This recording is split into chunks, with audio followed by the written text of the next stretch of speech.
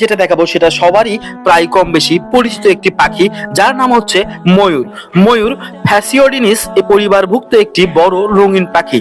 সাধারণত পুরুষ ময়ূরকে পিকক এবং স্ত্রী ময়ূরকে পিহেন বলে ডাকা হয়।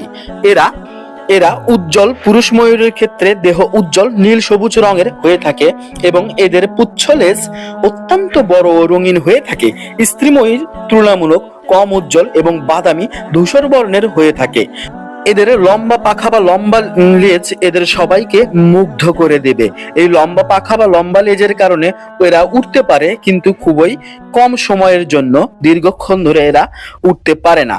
আকারে পুরুষ ময়ূরের দৈর্ঘ্য প্রায় 5 থেকে 7 ফুট পর্যন্ত হতে পারে এবং স্ত্রী ময়ূরের দৈর্ঘ্য প্রায় 3 থেকে 4 ফুট পর্যন্ত হতে পারে লেজ সহ। ওজন প্রায় 4 থেকে 6 কেজি পর্যন্ত এদের ওজন হয়ে থাকে। ময়ূর খুবই বুদ্ধিমান ও সামাজিক প্রাণী। পুরুষ ময়ূরগুলো স্ত্রী ময়ূরগুলোকে আকর্ষিত করার জন্য লেজ বিছিয়ে নাচতে থাকে। এদের খাবার ফল, বীজ, বিভিন্ন বাদাম এবং ছোট ছোট সরীসৃপ যেগুলো প্রাণীগুলো আছে এগুলো খেয়ে এরা বেঁচে থাকে। বন্য পরিবেশে প্রায় 15 থেকে 20 বছর এরা বাঁচতে পারে এবং খাঁচা অবস্থায় বা বন্দি অবস্থায় এরা প্রায় 25 বছর বেঁচে থাকে।